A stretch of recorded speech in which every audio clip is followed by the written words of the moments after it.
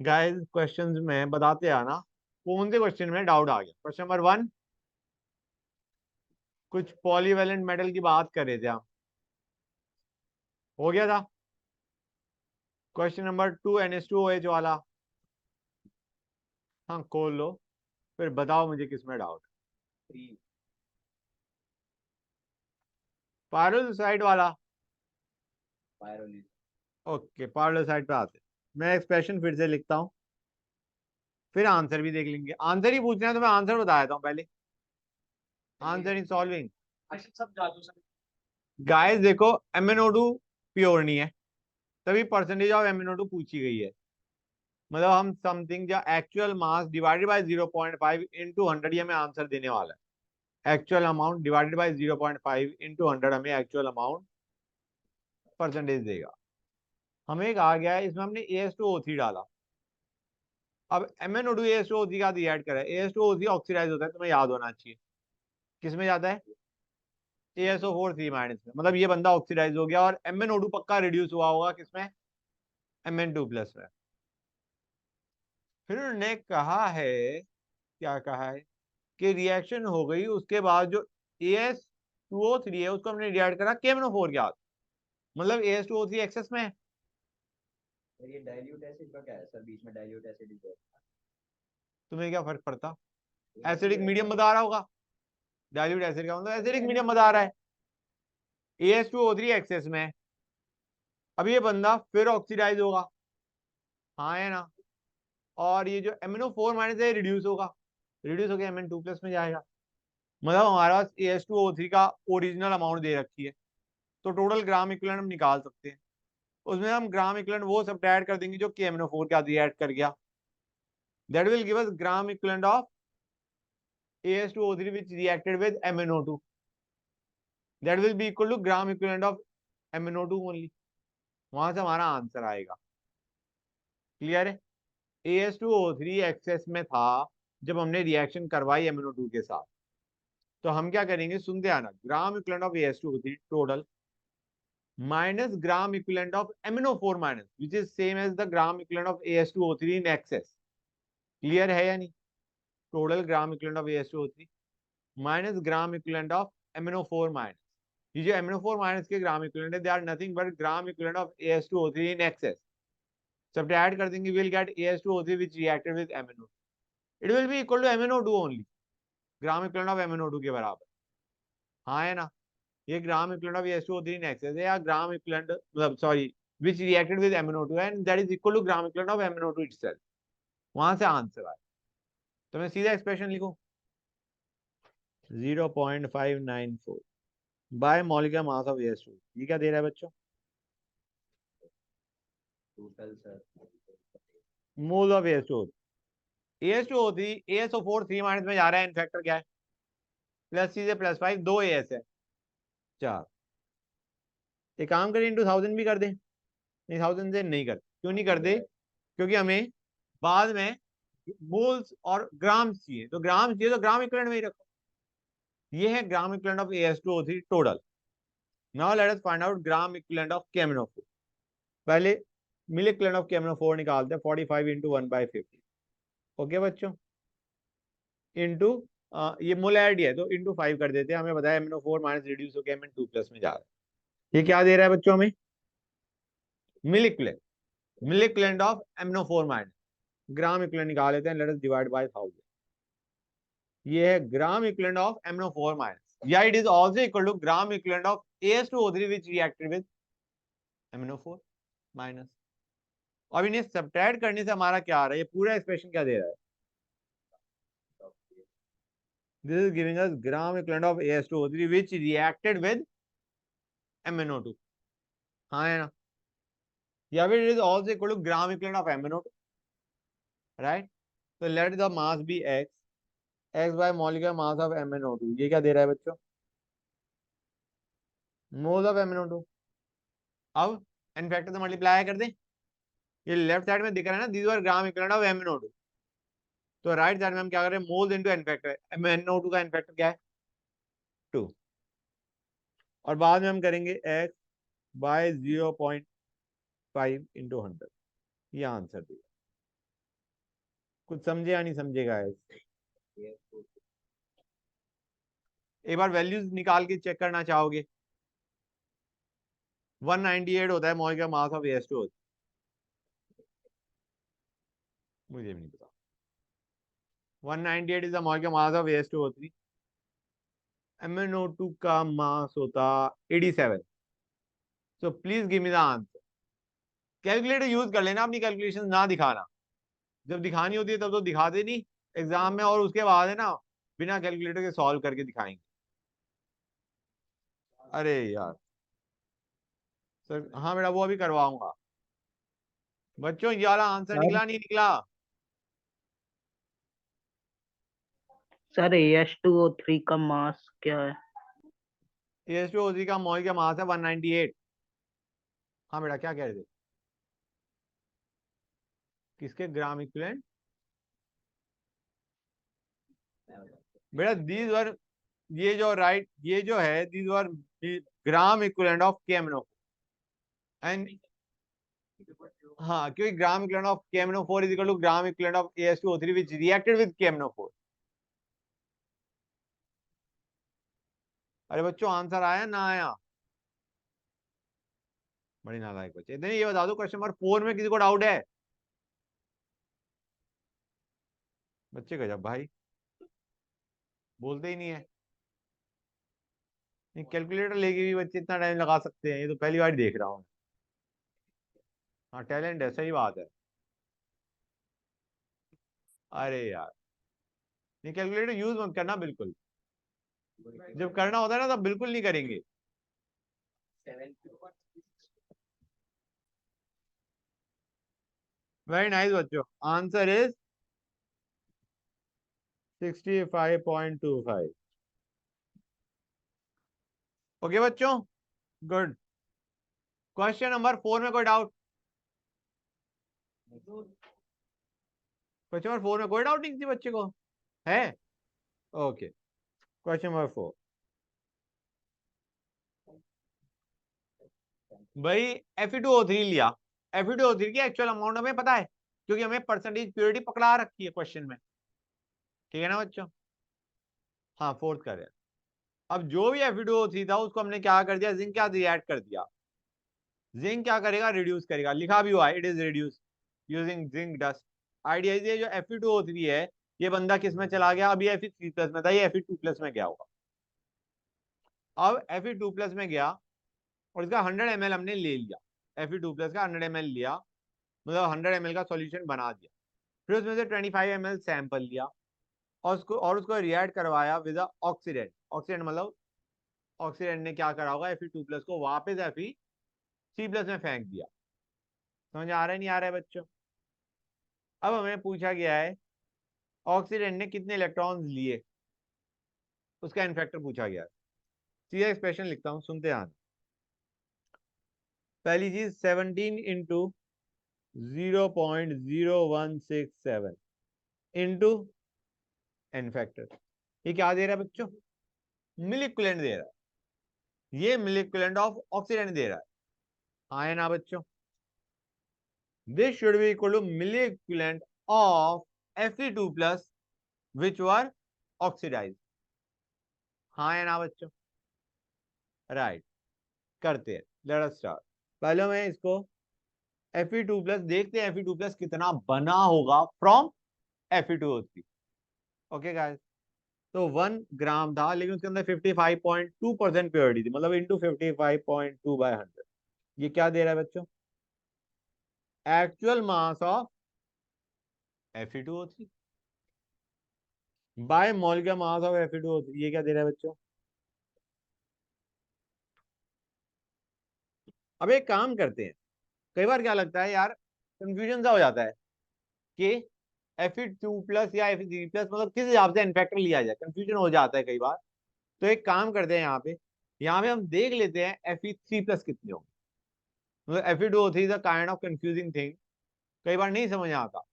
तो हम क्या कहेंगे, Fe2O3 से late us find out Fe3+ कितना था।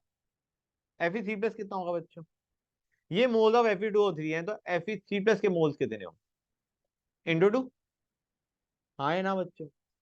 इतनी मोल हमारे पास Fe3+ था in the original sample Fe2O3 का। हाँ नहीं, मैं फिर भी बता रहा हूँ, अभी सुन जाना। गैस ट्राई टू अंडरस्टैंड, ये जो Fe2O3 है ये पहले गया Fe2+, और Fe2+ को हमने क्या किया, ऑक्सीडाइज किया वापस Fe3+।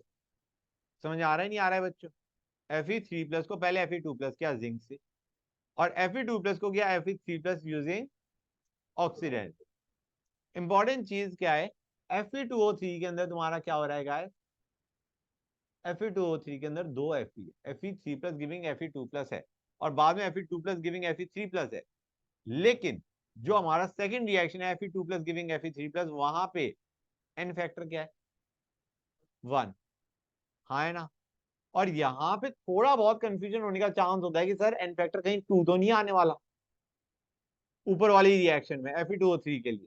इसीलिए मैं कह रहा हूं कि बेटर ये है कि तुम Fe पे चले जाओ रेदर देन Fe2O3। मैं भी समझाता हूँ, रिएक्शन नहीं लिख रहा इसलिए मैं समझा रहा हूँ। सुनो, ये क्या था अभी हमारा, ये जो ब्रैकेट ये क्या था, मोल ऑफ Fe2O3 इंटू 2 क्या दे रहा है, मोल ऑफ Fe3+। अब इतनी ही Fe3+, जितना Fe3+ है Fe2O3 में, यही Fe3+ किस में चला गया, Fe2+ में। जिंक डालने पे इतना ही Fe3+, ये सारे Fe3+, अब Fe3+ नहीं है, क्या है बच्चों, Fe2+। कोई डाउट यहां तक? So this is basically the moles of Fe2+ in the solution. हाँ या ना? क्लियर है गाइस? इनटू एन फैक्टर से मल्टीप्लाई कर देते हैं, एन फैक्टर अब Fe2+, ये जी Fe2+ की अमाउंट है बच्चों। समझ आ रहा है नहीं आ रहा है guys? This is, try to understand, this was mole of Fe2O3 into 2 is giving us mole of Fe3+। ये वो, अब मैं यहाँ पे बोल रहा हूँ, स्टेटमेंट में कोई चेंज नहीं आ रहा, ये मोल से Fe3+ के। अब हम कह रहे हैं यही मोल्स किसके हैं, Fe2+ के, क्योंकि जिंक ने सारे Fe3+ को किसमें पहुंचा दिया, Fe2+। तो दीज अभी तक जितना मैंने लिखा है राइट हैंड साइड में, these are moles of Fe2+ now. अब Fe2+ किस पे जा रहा है, Fe3+। एन फैक्टर 1 into 1, ये क्या दे रहा है बच्चों, this is giving us grams of Fe2+, gram equivalent of Fe2+। हाँ है ना बच्चों? लेकिन क्या है, ये सारा Fe2+ Fe3+ में जा रहा है ना। 100 ml सॉल्यूशन था, उसका 25 ml सैंपल लिया है, तो इंटू 25/100 कर दें। अच्छा एक और चीज गाइस, यार इंटू 1000 भी कर दो, क्योंकि लेफ्ट साइड में हमने मिल इक्विवेलेंट ले रखे थे, यहाँ पे हम ग्राम इक्विवेलेंट पे थे। यहाँ से आंसर आ जाना चाहिए, एक बार आंसर निकाल के बताओ एक बार। अरे गाइस पुराना वैल्यू ना उठा लो, अपने आप करके देखो। Fe2O3 का मास Fe2O3 का मॉलिक्यूलर मास इज 160। ये चीज समझ में आई नहीं आई जो मैंने एक्सप्रेशन लिखा है बच्चों?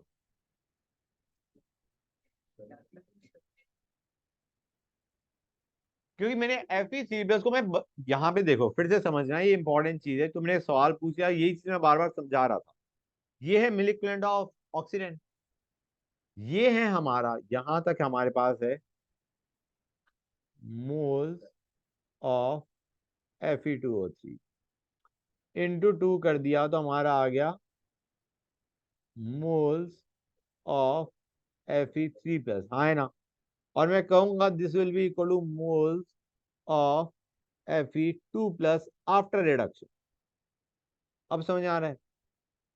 तो ये अब एक्चुअली हमारा मोल ऑफ Fe2+ है into n factor for Fe2+ when it is getting oxidized to Fe3+।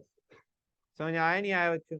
तो इंटू 1 करने से क्या बन गया बच्चों हमारा, these are gram equivalent of Fe2+ which were which could have been oxidized, लेकिन हमने पूरा 100 ml को ऑक्सीडाइज नहीं करवाया, हमने उसका 25 ml सैंपल लिया, तो into 25/100 and these are gram equivalent, तो मिल इक्विवेलेंट में कन्वर्ट कर दिया। आंसर क्या है, फिर से कैलकुलेटर से निकाल के दिखा या पुराना ही उठा लिया चिपका दिया? एक चीज और, शायद मैंने इसमें पहले भी कुछ बताया था बच्चों, इधर ध्यान दो।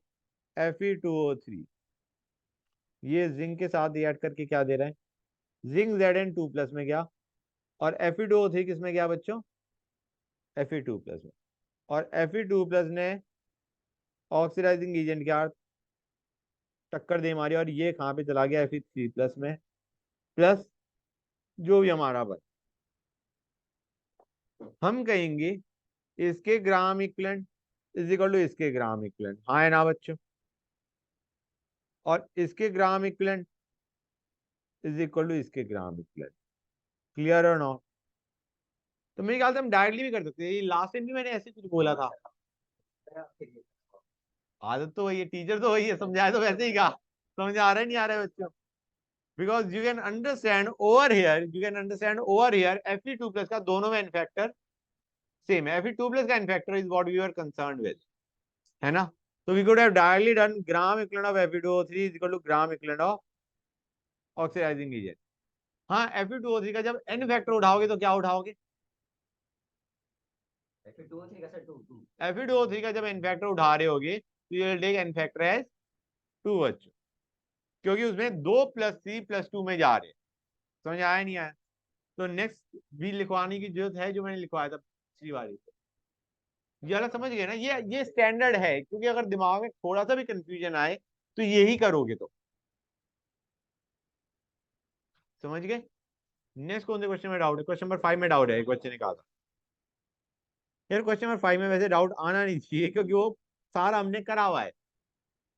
बच्चों देखो, एसिड है, न्यूट्रल है, एल्कलाइन, हमने रिड्यूसिंग एजेंट डाला कि KMnO4 क्या थे in acid, neutral and alkaline medium. Reducing agent मतलब इस बंदे ने MnO4- को कहीं ना कहीं रिड्यूस करके लेके गया होगा, हाँ है ना? Mn में लेके गया, Mn पे कोई चार्ज है, आई एम नॉट सेइंग क्या चार्ज है, इस पे कुछ चार्ज रिड्यूस किया, रिड्यूस करके कहाँ लेके गया हमें नहीं पता। ठीक है ना बच्चों? अब हर बार रिड्यूसिंग एजेंट की हमने अमाउंट सेम ली, मतलब एक तरीके हर बार रिड्यूसिंग एजेंट के ग्राम इक्विवेलेंट हमने या मिल इक्विवेलेंट सेम ली। क्लियर है गाइस? एक बार ग्राम इक्विवेलेंट ऑफ MnO4- कितने लगे? 20 इंटू 1 इंटू उसका इनफैक्टर मानो x। हाँ सर एसिड में हाँ, तो ये बेसिकली ये उसका, वही तो कह रहा हूँ, ये उसका डेरिवेशन हो गया काइंड ऑफ, कि एक्सपेरिमेंट से हमने किया। रुको अभी, फिर भी 1 was the molarity, 20 ml was required in acidic medium, and let x be the n factor in acidic medium। ठीक है ना बच्चों?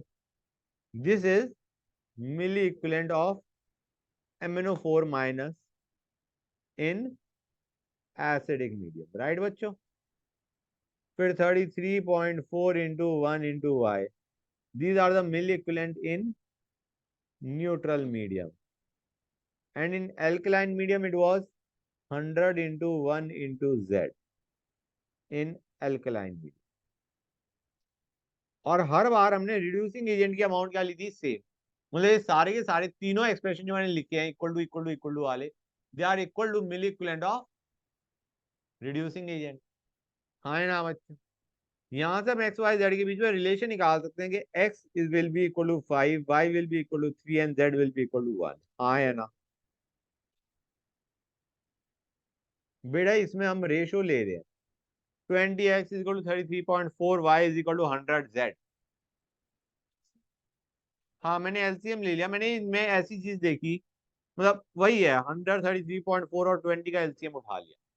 एक वैल्यू तो उठानी पड़ेगी ना, ये तीनों के तीनों आर इक्वल टू समथिंग, तो वैल्यू मैंने क्या ले ली, इनका एलसीएम ले लिया और उससे एक्स वाई जेड निकाल। क्लियर है? मैंने इन तीनों को 100 मान लिया, तो मेरी एक्स 5 आ गया, वाई 3 आ गया, जेड 1 आ गया।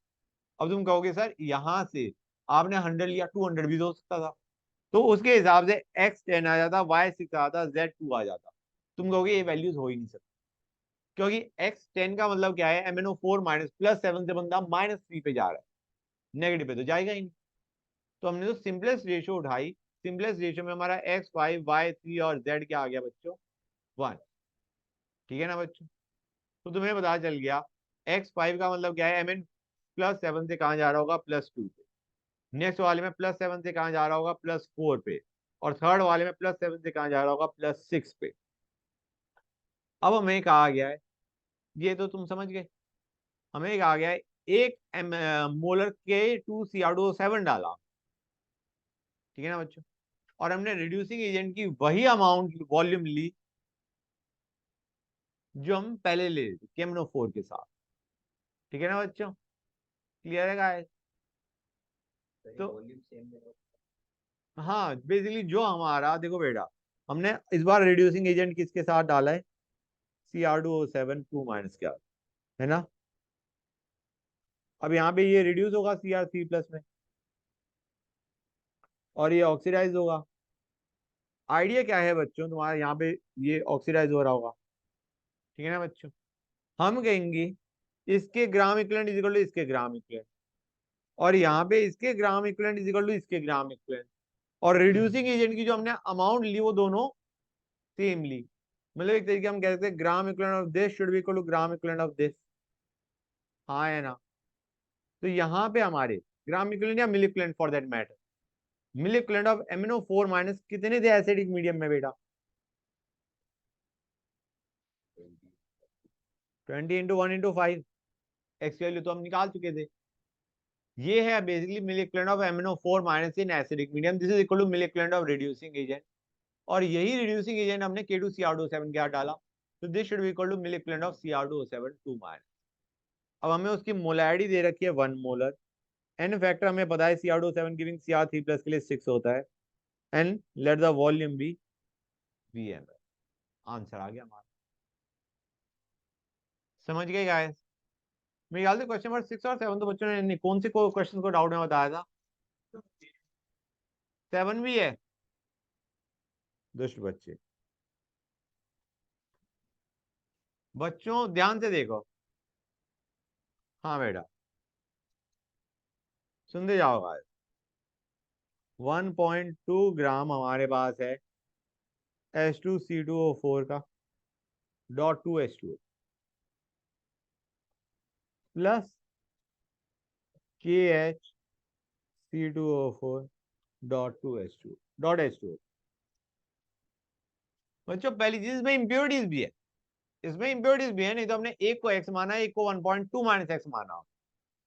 ठीक है ना बच्चों, यहाँ पे हम वो कर नहीं सकते। लो, let there be x millimole of this and y millimole of this. ठीक है बच्चों, जब हमने रिएक्शन करी NaOH का, पहले वाले का एन फैक्टर क्या होगा, H2CO4 का एन फैक्टर क्या होगा। यहाँ पे हम रिडॉक्स रिएक्शन ही देख रहे, एसिड बेस न्यूट्रलाइजेशन रिएक्शन देख, एसिड बेस न्यूट्रलाइजेशन। पहले वाले का एन फैक्टर 2, सेकंड वाले का 1। तो हम कहेंगे भाई 2x मिल इक्विवेलेंट इसके, y इंटू 1, मतलब समझ आ रहा नहीं आ रहा बच्चों, y मिल इक्विवेलेंट इसके will be equal to milliequivalent of NaOH which will be 40 into 0.25। अच्छा, बाय द वे अगर KMnO4 के साथ रिएक्शन करते हैं तो दोनों में, दोनों ही ऑक्सीडाइज C2O4 2 माइनस CO2 में जा रहा होगा। दोनों के लिए इनफैक्टर क्या होगा बच्चों? 2 होगा। दोनों में C2O4 2 minus is going to CO2। तो क्या यहाँ पे मैं 2x प्लस 2y लिख सकता हूँ? हाँ है ना बच्चों?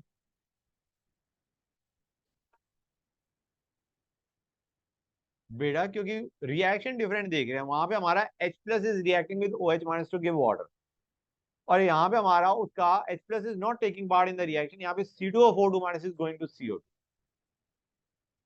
उसका 2 होता है। ठीक है ना बेटा?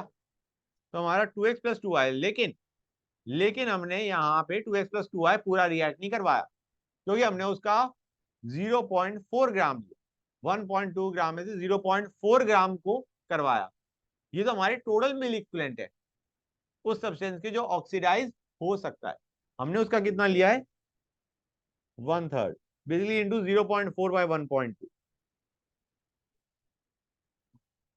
And this is neutralized by, this is titrated with KMnO4 which will be equal to 40 into 0.125।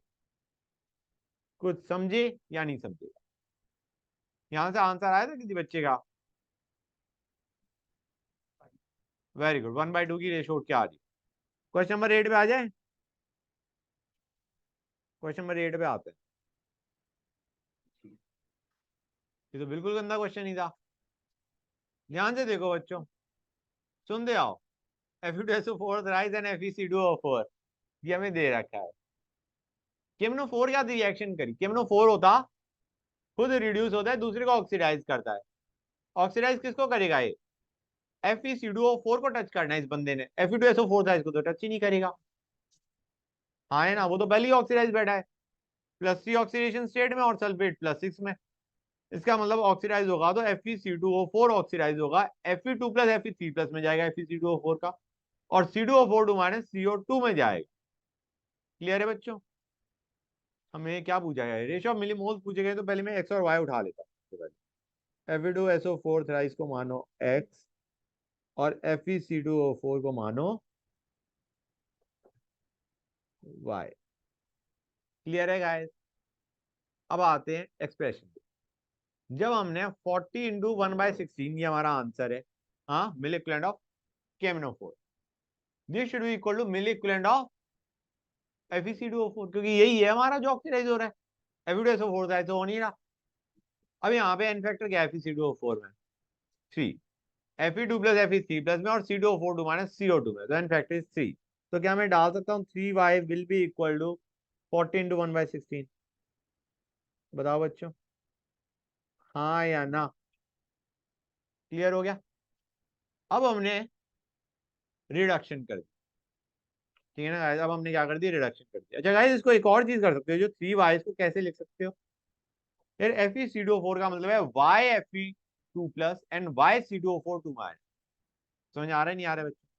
This can be written as YFe2 plus and YC2O4 two minus, और ये 3y को लिख सकते हैं y into 1 plus y into 2। कुछ समझ में आया नहीं आया मैं क्या कर रहा हूँ? YFe2 प्लस था, वो 3 प्लस में जा रहा है, उसके लिए इनफैक्ट क्या था 1, तो ये y इंटू 1 बन गया। और जो हमारा YC2O4 टू माइनस था, C2O4 टू माइनस के लिए इनफैक्ट क्या था 2, तो 2y, वही बात होगी। समझ गए गाइस? एनीवे, ये हमारा पहली इक्वेशन।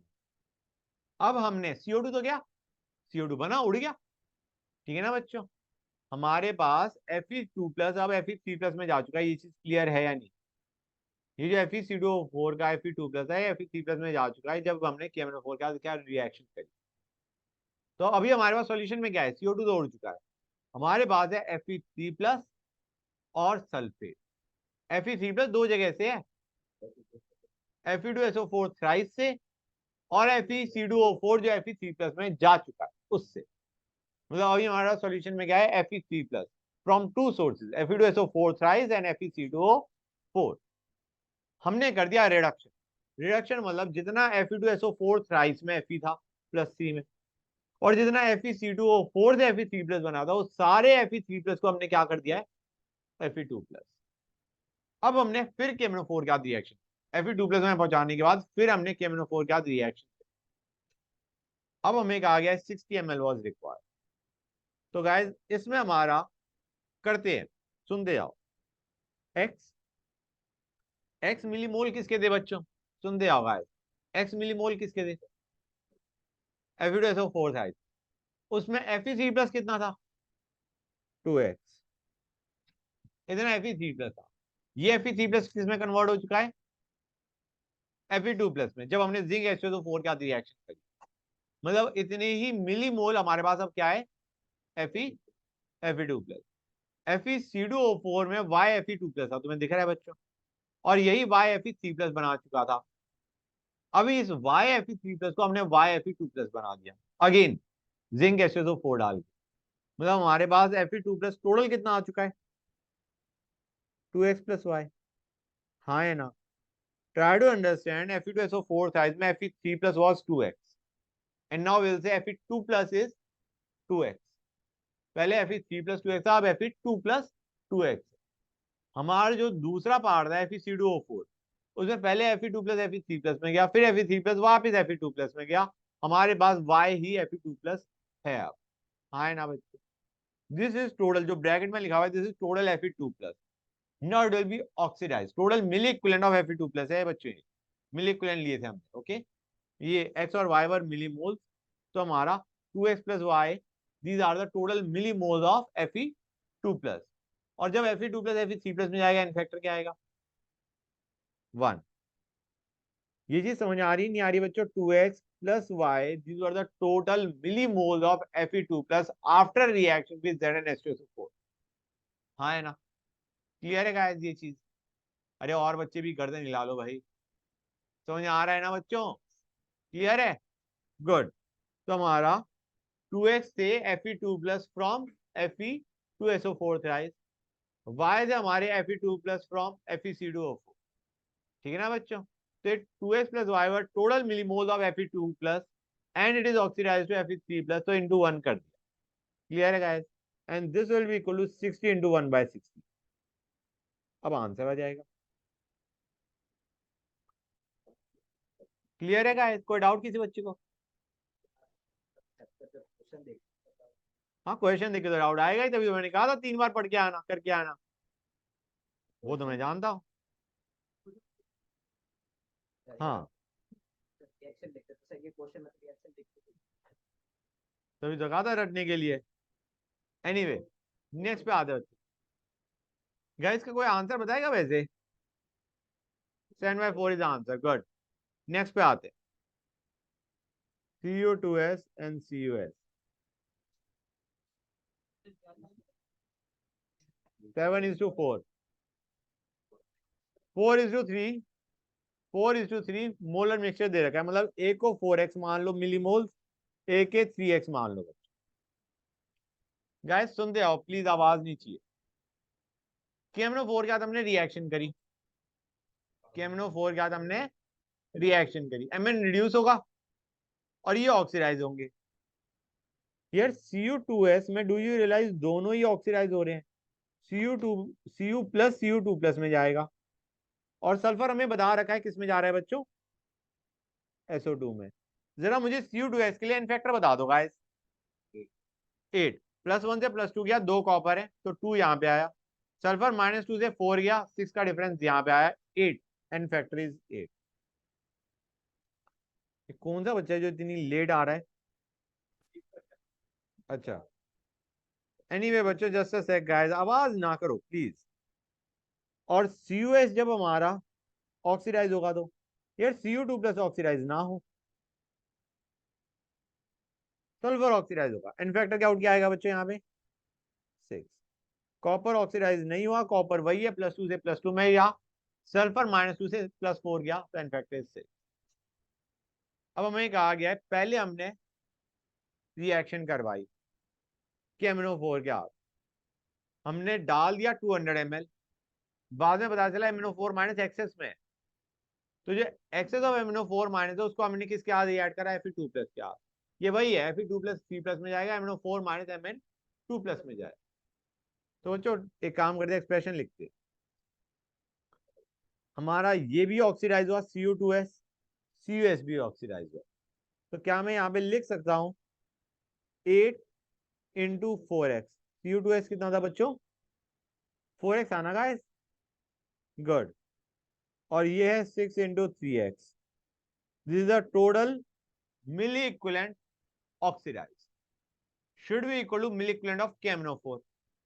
हम कहेंगे 200 इंटू 0.75 एन फैक्टर 5। ये है हमारा टोटल।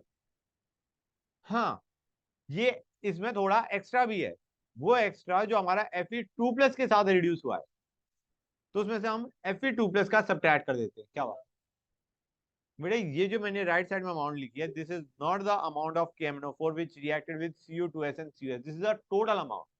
उसमें से हमें वो सब्ट्रैक्ट करना पड़ेगा जो एक्सेस में था। और एक्सेस में कितना था? हम कहेंगे it will be 175 into 1 into 1। ये एक्चुअली जो मैंने लिखा है बच्चों, this is milliequivalent of Fe2+, n factor of Fe2+ is 1। Clear है बच्चों? तो ये हमारा Fe2+ के मिली इक्विवेलेंट है, या फिर हम कहेंगे KMnO4 के मिली इक्विवेलेंट है जो हमारे एक्सेस में थे। समझ आ रहा है नहीं आ रहा है बच्चों? कोई डाउट यहां तक किसी भी बच्चे को? गुड। तो यहां से तो आंसर आ जाना चाहिए, एक्स आ जाएगा। बताना बच्चों अमाउंट कितनी निकल के आई थी तुम्हारी? करो guys please solve and give me the answer.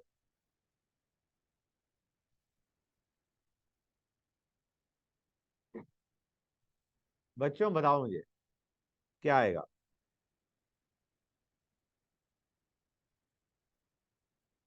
और मुझे एक्स की वैल्यू ना पकड़ाना, या तो 4x की बताना या 3x की बताना। गाइस इतने में, हाँ ना, फिर तुम लोग से एक कैलकुलेशन नहीं हो रही। Very good, 46 and 34.5, I am so happy, बच्चे ने सही आंसर निकाला है। अब क्वेश्चन नंबर 10 पे आते हैं। 10 नहीं किया था ना बच्चों हमने, यहां से नए क्वेश्चन स्टार्ट होंगे। Very बच्चों good. क्वेश्चन लंबे लंबे हैं, सुनते आना।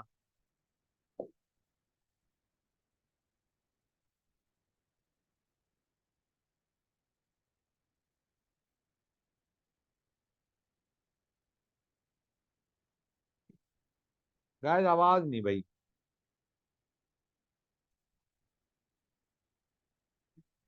मिलीमोल पूछा होगा क्वेश्चन में। हाँ बेटा कोई बात नहीं, बाय थाउजेंड भी करना पड़ेगा।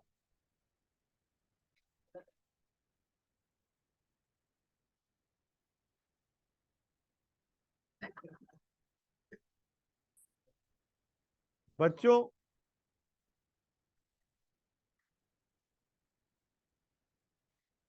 शिवरांशु बेटा मैं सुन रहा हूं, मैं बस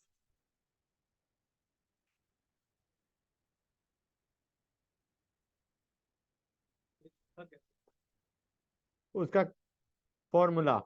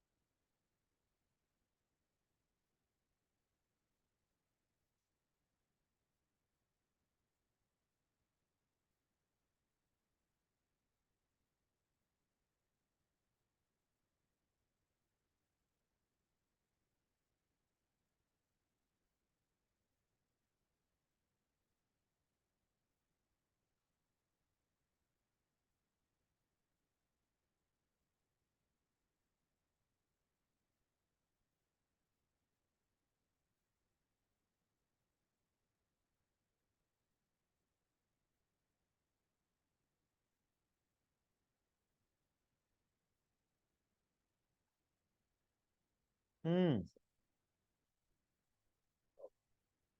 ना बेटा।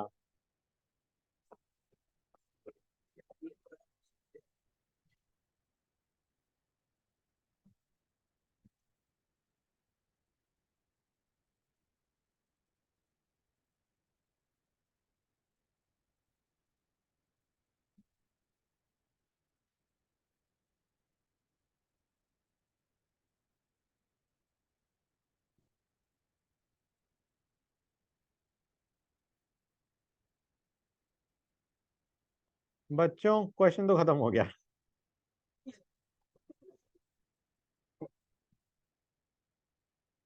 बच्चों प्लीज आवाज नहीं। नहीं नहीं, ध्यान दो, ऐसे करते हैं कि बहुत टाइम लग जाएगा। गाइस सुनते जाओ। हाँ पढ़ लो। 25 ml दे रखा है फेरिक एलम, जिसमें 2.41 ग्राम ऑफ सॉल्ट है। तो 25 ml को भूल जाए, ग्राम इक्वल तो हम यहीं से निकाल लेंगे। Ferric alum Fe2SO4 thrice dot NH4 twice SO4 dot 24 SO, ये पूरा फेरिक एलम है। तो हमें 2.41 ग्राम ऑफ सॉल्ट दे रखा है, तो 25 ml हमारे किसी काम का नहीं है। अब हमें दे रखा है फेरिक एलम का सिर्फ उतना ही पार्ट दे रखा है हमें, कितना? Fe2SO4 thrice. रिएक्शन को देखो बच्चों, उसमें हमें इतना पार्ट ऑफ फेरिक एलम काम का है। ठीक है ना बच्चों? ये जो Fe2SO4 थ्राइस है, ये किसमें गया बच्चों? FeSO4। मतलब ये बंदा रिड्यूस हो गया, Fe+3 से +2 में चला गया। अब ये जो +2 में गया, इसको हमने KMnO4 क्या ऐड करवा दिया, फिर चला गया Fe+3 में। हमें पूछा गया है कितना KMnO4 लगा।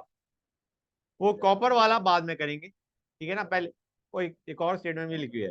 कि अगर हम कॉपर यूज कर दें instead of iron in this reaction तो हमारा कितना केमिनोफोर लगता, उसको बाद में करते हैं, पहले इस पे आते हैं। ये आसान है, करते हैं। 2.41 by molecular mass of ferric alum. ये क्या दिखा बच्चों? Moles, moles of ferric alum. Guys ये हमारा फेरिक एलम, ये दिख रहा है ना बच्चों, छोटा, ये छोटा फेरिक एलम है। आइडिया क्या है, जितना हमारा फेरिक एलम था, जितने मोल Fe2SO4 thrice dot NH4 twice SO4 dot 24H2 के थे, उतनी ही मोल ये रहा होगा। हाँ है ना? तो भाई एक Fe2 इस पूरे में एक ही तो ये है बच्चों। हाँ है ना? इस पूरे एक मोल फेरिक एलम में एक मोल ही Fe2SO4 थ्राइस है। मुझे बताओ FeSO4 के कितने मोल बनेंगे? यार बैलेंस रिएक्शन पकड़ा रखी है मैं, अगर इतना मोल फेरिक एलम है तो FeSO4 के कितने मोल बनने वाले हैं? इंटू 3। हाँ या ना? क्लियर है guys? These are the moles of FeSO4 form. हम कहेंगे सल्फेट को भी हटा दो, क्योंकि ऑक्सीडाइज तो Fe+2 होने वाला है। ये मोल अब इंटू 3, अभी जो मैंने एक्सप्रेशन लिखा है 2.41 by molecular mass into 3, these are moles of FeSO4 form after reaction, or we can also say these are the moles of Fe2 plus which are going to be oxidized by KMnO4। ठीक है ना बच्चों? तो moles into n factor क्या आने वाला है FeSO4 का जब वो ऑक्सीडाइज होगा? हाँ, एन फैक्टर 1 होगा, +2 से बंदा +3 में जा रहा है, तो इंटू 1 कर दिया, इंटू 1000 भी कर देते हैं क्योंकि ये ग्राम इक्विवेलेंट निकल के आया था। Should be equal to milliequivalent of KMnO4। 0.1 into volume in ml कर दिया, आंसर आ गया, हमारा क्वेश्चन खत्म हो गया। अब इससे छोटा क्वेश्चन तुम्हें मिल नहीं सकता। मॉलिक्यूलर मास में बता रहा हूं। अच्छा बच्चों शांति प्लीज, गुड। बच्चों ये चीज समझ आई नहीं आई? This now the question is over. आसान था ना? गुड। अब कॉपर यूज करेंगे तो क्या होगा? एक काम करते हैं, सोचते हैं कॉपर से क्या होने वाला है। SO4 थ्राइस, यार कॉपर ऑक्सीडाइज होगा, आयरन रिड्यूस होगा, आयरन रिड्यूस होकर FeSO4 में जाएगा, और कॉपर ऑक्सीडाइज होकर CuSO4 दे रहा होगा शायद। हाँ है ना? आयरन रिड्यूस होगा, कॉपर ऑक्सीडाइज होगा, कॉपर ऑक्सीडाइज होकर 0 से +2 पे जाता है नॉर्मली, और आयरन रिड्यूस होकर +3 से +2 जाएगा। अभी तो हम +2 पे ही भेज रहे थे, लेकिन उस वक्त हमारे पास iron reducing FeSO4 Fe2SO4 thrice था। इस रिएक्शन में iron was reducing Fe2SO4 thrice. ये आयरन ऑक्सीडाइज होकर इसमें जा रहा है, ये आयरन रिड्यूस होकर इसमें जा रहा है। हाँ है ना बच्चों? यहाँ पे हमारा copper is getting oxidize and iron is getting reduce. Clear है बच्चों? ये बन रहा होगा, एक काम करें बैलेंस भी कर दे रिएक्शन, तो बैलेंस भी होगी, आसानी से बैलेंस होगी। अब हमें कहा गया है कि ये जो है ये हमारा KMnO4 क्या रिएक्ट कर रहा है। मुझे बताओ इसमें KMnO4 क्या कौन कौन रिएक्ट करेगा? कॉपर करेगा क्या? 2 से ऊपर जाता नहीं, +1 होता तो हम सोच लेते +2 पे जा रहा है। कॉपर नहीं होगा, सल्फर नहीं होगा, सिर्फ आयरन हो। और आयरन की अमाउंट कितनी बनी है? इस बार इंटू 2 करेंगे। वेरी नाइस, क्वेश्चन हो गया खत्म। हाँ बेटा बोल दो, गलत है बेटा। वो ऑर्डर का ना इंक्लूड करा होगा तुमने शायद, नहीं तुमने गलत किया है फिर। यार ये मैंने इंटू 1 किस खुशी में किया था? अच्छा इनफैक्ट इंटू 1000।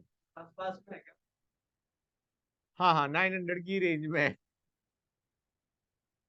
बच्चों प्लीज, गाइस ये हो गया नहीं हो गया? क्वेश्चन समझ में आया नहीं आया गाइस? गाइस क्लियर है यहाँ तक? 964 इज द मॉलिक्यूलर मास। बच्चों हो गया ये नहीं हो गया?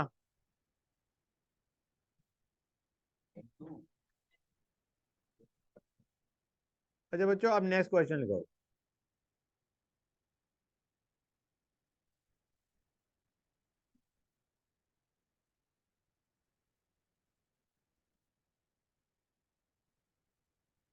बच्चों एक बार क्वेश्चन लिख लो या पढ़ते आओ।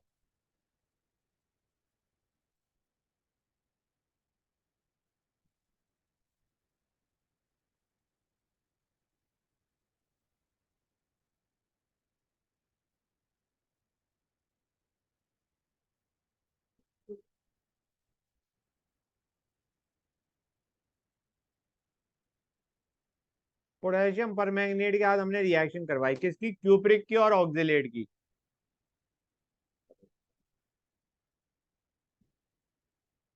अब Cu2+ हो जाएगा इस क्यूप्रिक।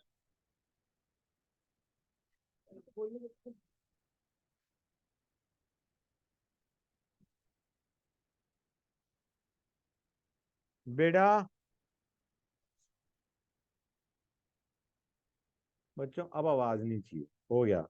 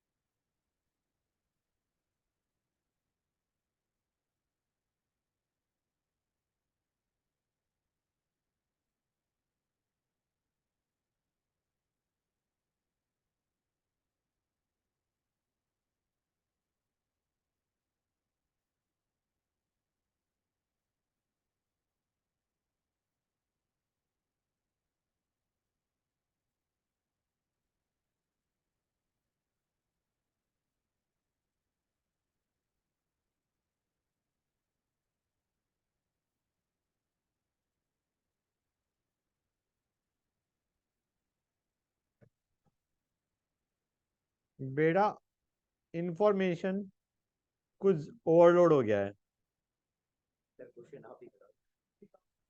तो पढ़ाई सर पहली 3 लाइन के आगे नहीं बढ़ा जा रहा। तो वही है, उसमें से तुम्हें एलिमिनेट करना होता है गार्बेज को, और क्रक्स जो होता है ना उसको निकालना होता -1 से अच्छा। है।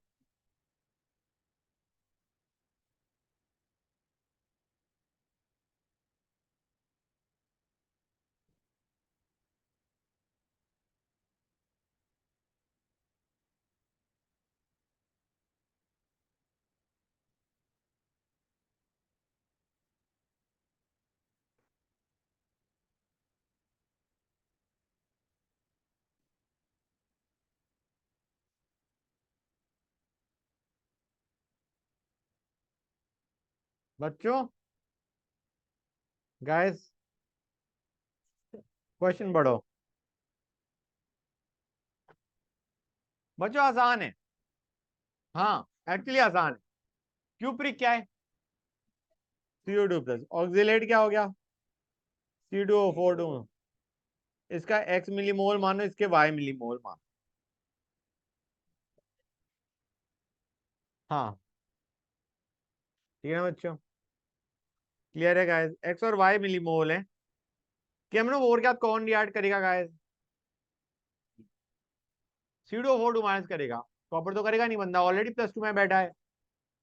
हाँ है ना। ऑक्सीडेंट बाय द वे क्या है guys? Oxidizing agent. Oxidizing agent कौन है? KMnO4।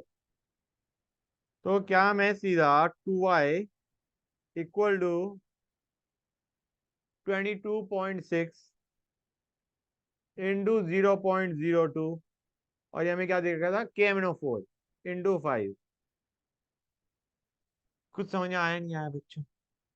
ये बताओ मुझे। एक तो आ गया, y तो आ गया हमारा। हाँ बेटा क्वेश्चन पढ़ो, इसलिए कह रहा था क्वेश्चन लिख लिया, आपको आसान रहता है। हाँ बच्चों यहाँ तक समझ में आया नहीं आया बताओ मुझे। हाँ पढ़ो। तो हाँ समझ आई। आगे समझ में? बेटा तुम्हारे y मिलीमोल है, इनफैक्ट C2O4 माइनस का क्या है जब वो ऑक्सीडाइज होगा CO2 में? 2। तो 2y are the milliequivalent of C2O4 minus oxidize, should be equal to milliequivalent of KMnO4। हो गया हमारा खत्म यहाँ तक। मीडियम एसिडिक है, MnO4 माइनस Mn+2 में जा रहा है। अब अब आते हैं काम की। यार C2O4 माइनस हो गया CO2 में, बचा हमारा Cu2 प्लस। Cu2 प्लस को जब हमने Ki का ऐड करवाया तो क्या होगा बच्चों? I minus I माइनस है, Ki का रिएक्शन करवाए। अभी तुम ये सोचोगे सर बहुत सारी चीजें दे रखी है, Na2CO3, उसके बाद हमारा क्या था, डाइल्यूट एसिटिक एसिड, उसको हम भूल गए। ठीक है ना बच्चों, हमारा ध्यान यहाँ पे है। कॉपर होगा रिड्यूस, Cu2I2 में जाएगा, +2 से +1 में जाता, 0 में ना जाता जब तक बता नहीं रखा। और हमारा, हाँ बेटा अभी बता दे ना, 2-3 क्वेश्चन पहले भी देख चुके हो तुम ये Cu2I2।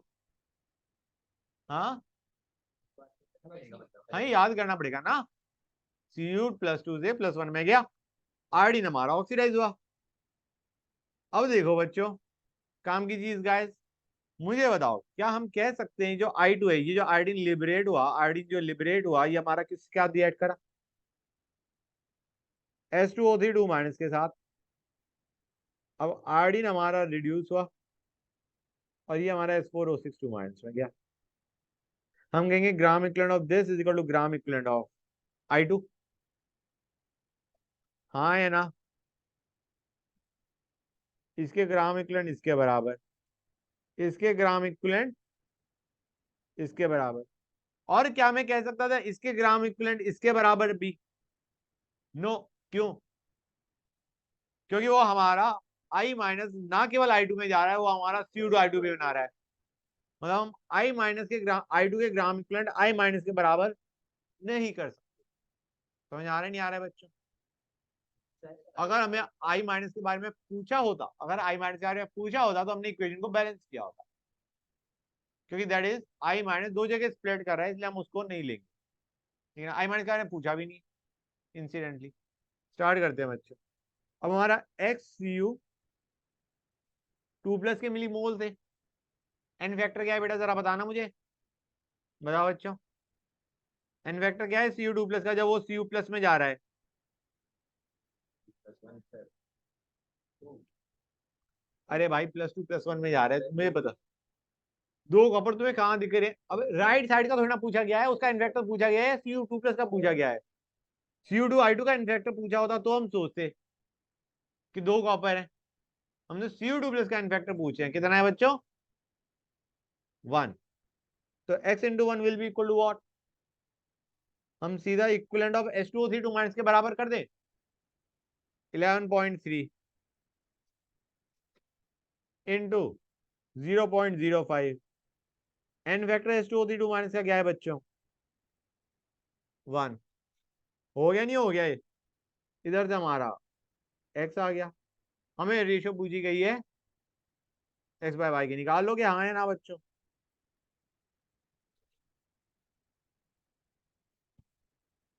कोई डाउट किसी बच्चे को यहाँ तक? क्वेश्चन पढ़ लो, पढ़ने की जरूरत पड़ रही है तो बोलो गाइस।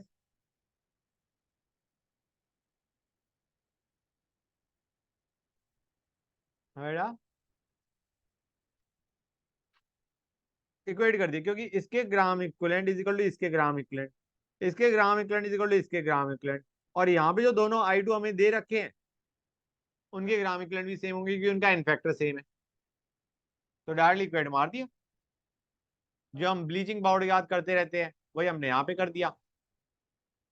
कुछ समझे या नहीं समझे गाइस? कोई क्वेश्चन दिखा दो, बैलेंस इक्वेशन कर लोगे गाइस? कर लोगे ना गाइस? देखो इन दोनों को तो कर ही सकते हो, और इसको भी कर सकते हो। ये जो C2O4 2- MnO4- क्या रिएक्ट करेगा? MnO4- हमारा किस में जाएगा बच्चों? Mn2 प्लस में, और C2O4 2- CO2 में जाएगा। बैलेंसिंग तो हो जाएगी, तुम सब कुछ कर लेंगे बच्चे। क्वेश्चन में क्या डाउट आ गया? अरे यार वो H2SO4 जो है ना एसिडिक मीडियम, उसको हमने पहले न्यूट्रलाइज कर दिया बाय यूजिंग Na2CO3, फिर थोड़ा एसिडिफाई कर दिया यूजिंग डाइल्यूट एसिटिक एसिड। हाँ एसिड। बच्चों क्रक्स को देखा करो, जो इंपॉर्टेंट चीज है, हर एक स्टेटमेंट को देखोगे फिर तो फंस जाओगे, फिर तो तुम कहोगे क्वेश्चन छोड़ देते हैं।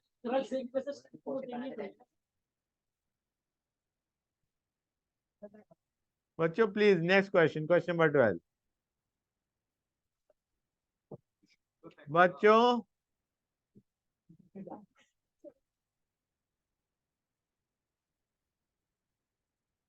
गाइस आवाज नहीं।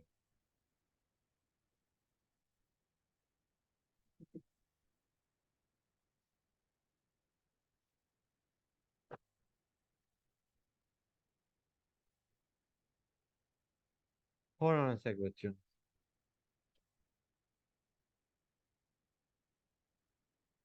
ये H2O भी है, इसका 2H2O भी है।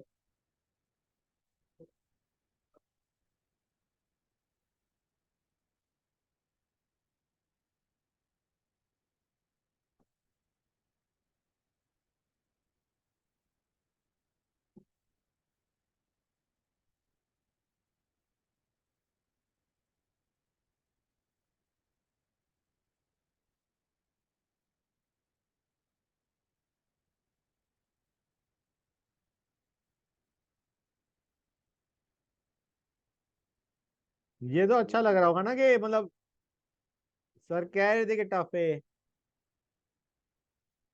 मतलब फील अच्छी आ रही होगी ना।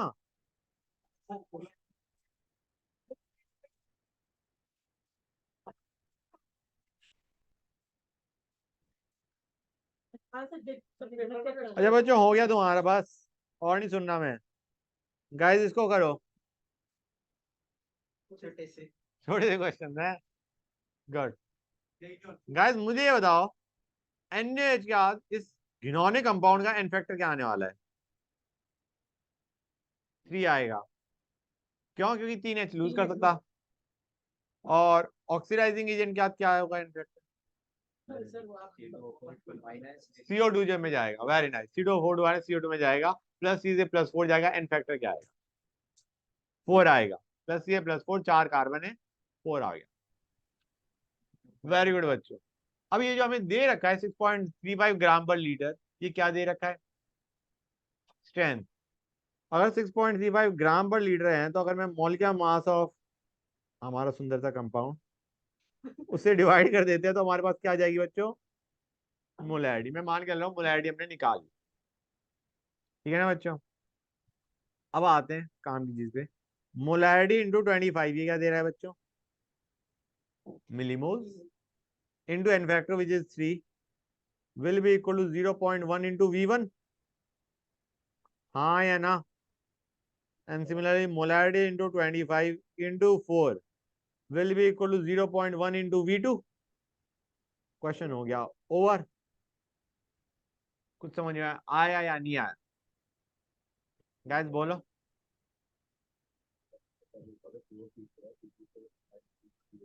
CO2O4 minus going to CO2। ये अच्छे क्वेश्चन है। गुड। 39।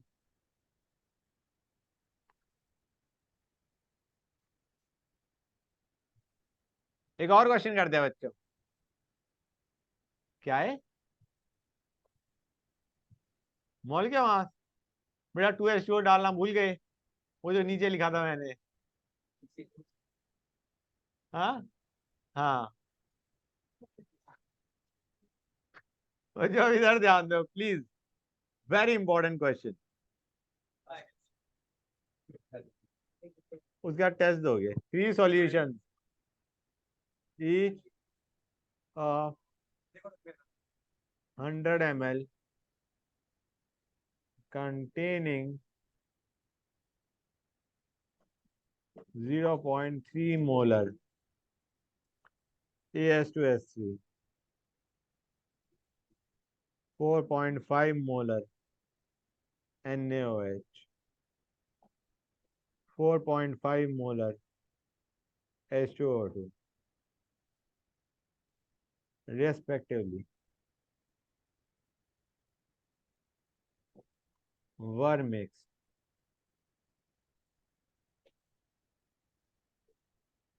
to form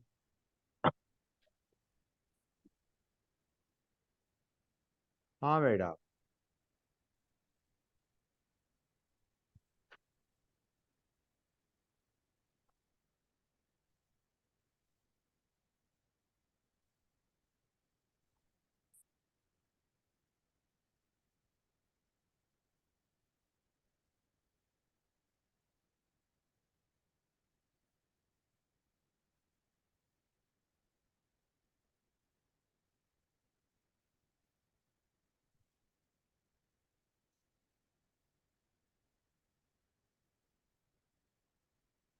बच्चों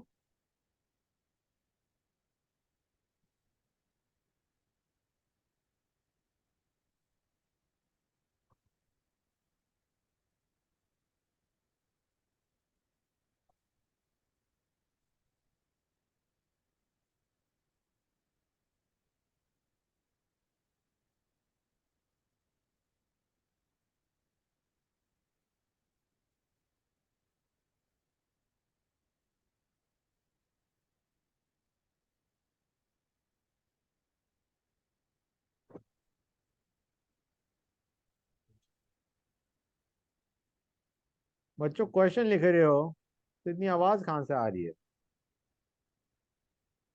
क्वेश्चन लिख लिया गाइस? पढ़ो बच्चों क्वेश्चन। इतना आसान भी ना है, सिर्फ बैलेंस लिखा हुआ है इसलिए आसान लग रहा है कि राइट द बैलेंस इक्वेशन। बच्चों तीनों की अमाउंट दे रखी है, सेकंड पार्ट किस पे बेस्ड होना चाहिए? Limiting reason, very nice.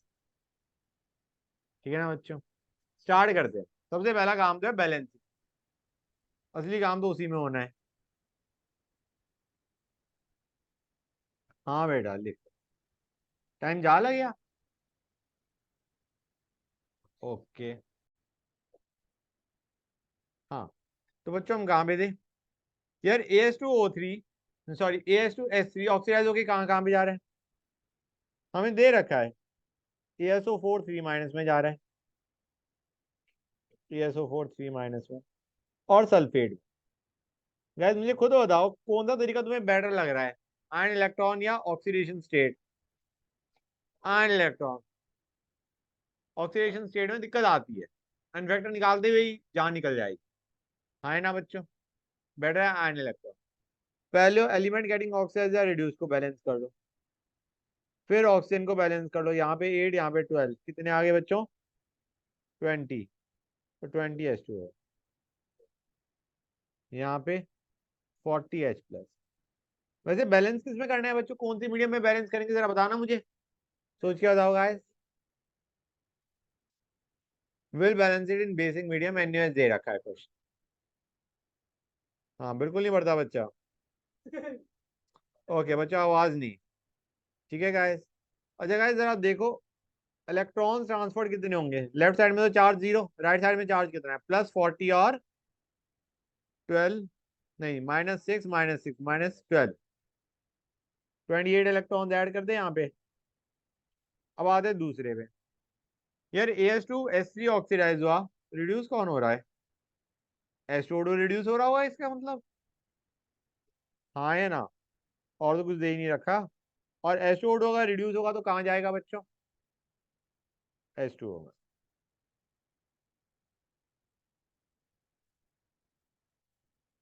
तो इसको इंटू 14 कर दें? हाँ है ना, इलेक्ट्रॉन्स काटने होते हैं ना गाइस, करते हैं।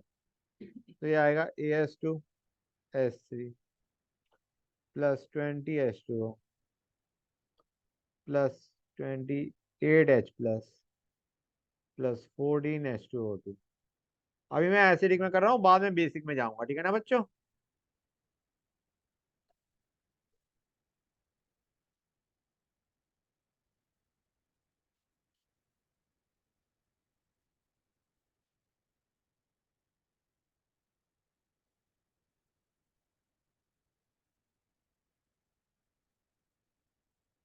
पहले H2O काट देते हैं, यहाँ पे आ गए 8H2O। फिर H+ को काटते हैं, यहाँ पे आ गए कितने H+ बच्चों? हाँ दोनों तरफ H+ है ना बेटा, तो 12H+। हाँ है ना गाइस? और बेसिक में करना है तो एक काम करते हैं, 12OH- दोनों तरफ जोड़ देते हैं।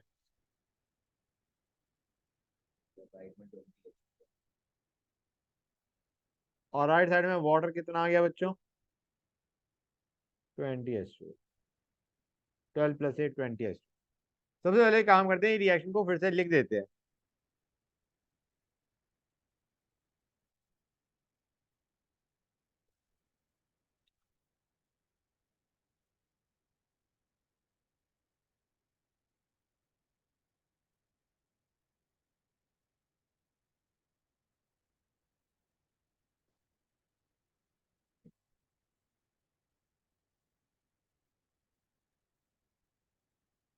सीम नाइस गाइस, अच्छा है, अच्छा लग रहा है, गुड। अब बच्चों हमें AS2 S3 की अमाउंट कितनी दे रखी थी, मोलैरिटी दे रखी है, वॉल्यूम दे रखी है, कितना हो गया बच्चों 30, 30 मिलीमोल्स, इसके 30 मिलीमोल्स। OH माइनस के कितने मिलीमोल्स बच्चों 450, 4.5 इंटू 100। क्वेश्चन में दे रखा है बच्चों, क्या कर रहे हो, क्वेश्चन लिखा ही नहीं क्या, ये देखो 4.5 और 100 ml, हाँ है ना बच्चों, तो 450 इसके, 450 इसके। सबसे पहले मुझे लिमिटिंग रिएजेंट बता दो बच्चों, हमें पूछा गया ना फाइनल जो हमारे प्रोडक्ट बचे, ठीक है ना बच्चों, फाइनली जो हमारे at the end of reaction जो हमारे सब्सटेंसेस बचे उनकी हमें क्या पूछी गई है बच्चों, कंसंट्रेशन पूछी गई है, कंसंट्रेशन लिखा है, क्या लिखा है, मोलैरिटी। हाँ बच्चों लिमिटिंग रिएजेंट यहाँ पे क्या है, AS2S, AS2S is a limiting reagent, मतलब 450 बाय 14 करो, 450 बाय 12 करो और 30 बाय 1, तो AS2S is a limiting reagent, ये बंदा क्या है, लिमिटिंग रिएजेंट।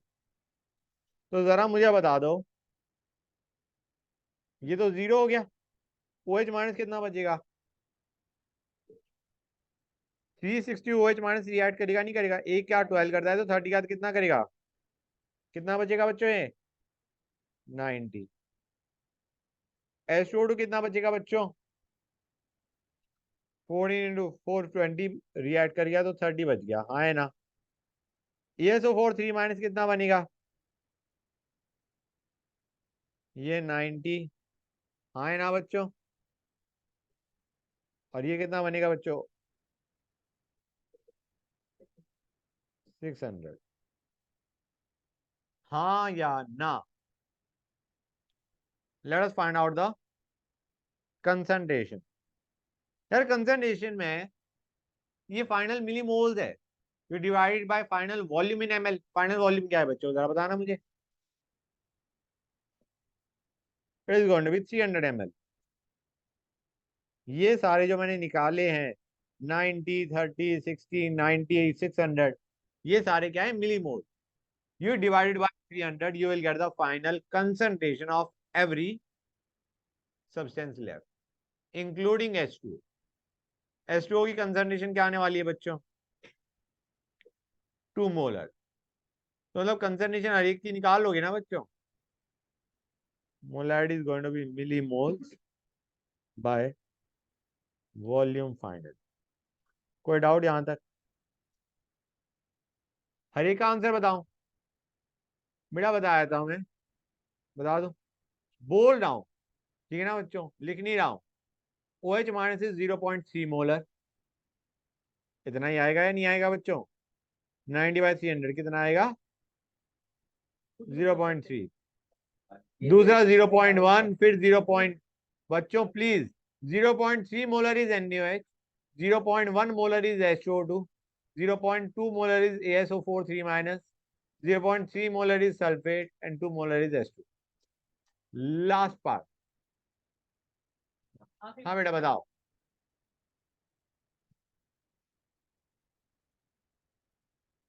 बेटा ये ध्यान से सुनो, ये है अमाउंट जो हमारी ओरिजिनली थी, हमने कहा ये जब पूरा जीरो हो गया तो इसके कितने बचे, इसके होंगे 450 माइनस 30 इंटू 12, हाँ है ना, इसके कितने होंगे 450 माइनस 30 इंटू 14, ये उस तरीके से आ रहा है, समझ में आया या नहीं आया बच्चों, ग्रेट।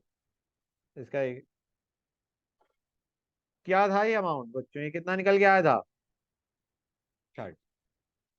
गाइस अब हमें क्या रखा है यार, ये जो सॉल्यूशन है इसको हमने पढ़े रहने दिया, O2 की वॉल्यूम कितनी प्रोड्यूस होगी एट STP, इसको वॉल्यूम स्ट्रेंथ से रिलेट मत करना, रिएक्शन वही है लेकिन वॉल्यूम स्ट्रेंथ क्या होता था बच्चों कि 1 लीटर सॉल्यूशन से जितना हमारा O2 जनरेट होगा at STP that is volume strength, 1 litre solution लेते थे। यहाँ पे हमें क्या रखा है, जो सॉल्यूशन है, जो सॉल्यूशन हमारा बना उसी को हमने रख दिया, ठीक है ना बच्चों, तो उससे volume of O2 collected at STP क्या होगा? यार O2 बन किससे रहा है? H2O2 से. H2O2 will decompose to give H2O plus half O. हाँ या ना? क्लियर है गाइस? अब हमारा H2O2 के मिलीमोल्स कितने थे जरा बताना मुझे. 30 थे या नहीं थे? 30 मिलीमोल. तो एक तरीके हम ये देखना चाह रहे हैं ये 30 मिलीमोल जब हमारा रिएक्ट करेंगे तो O2 कितना बनेगा. हम कहेंगे 30/2 इतने तो मिलीमोल O2 बनेगा. यार मिलीमोल को एक काम करें पहले मोल में कन्वर्ट कर दें और हम कहें एक मोल से 22.4 लीटर वॉल्यूम होती है उसकी. तो do you realize this is going to be your answer बच्चों, हाँ या ना? Volume of O2 produced at STP. हमने कहा H2O2 से आधा O2 बनता है तो 30 से 15 बनेगा मतलब 30/2 बनेगा. इतने मिलीमोल O2 बना. फिर हमने उसका मोल में कन्वर्ट किया इंटू 22.4 किया and we got our answer. This is हाँ बेटा. बेटा वॉल्यूम स्ट्रेंथ तुम्हारा तब होता है जब तुम्हारे पास 1 लीटर सॉल्यूशन है of a given H2O2 concentration. यहाँ पे तो हमारे पास 300 ml है H2O2 का. वो 300 ml H2O2 उसमें जो H2O2 है that is breaking down to give you O2. तो समझ आ रहा है नहीं आ रहा है डिफरेंस? वहां पे हम 1 लीटर H2O2 जिसकी कोई गिवन मोलैरिटी है उसको डिकम्पोज कर रहे होते हैं टू गिव O2. यहाँ पे हमारा 300 ml है जहाँ पे मोलैरिटी ऑफ H2O2 तुम निकाल सकते हो जो कि अभी हम निकाली थी 30/300. हाँ समझ आ रहा है नहीं आ रहा है बच्चे? तो ये वॉल्यूम स्ट्रेंथ नहीं है, रिएक्शन वही है वॉल्यूम स्ट्रेंथ वाली. H2O2 decomposing to give H2O. ये चीज क्लियर हुई या नहीं हुई बच्चों? सारे डाउट्स क्लियर हैं? ऑनलाइन वाले बच्चों रेस्पॉन्ड.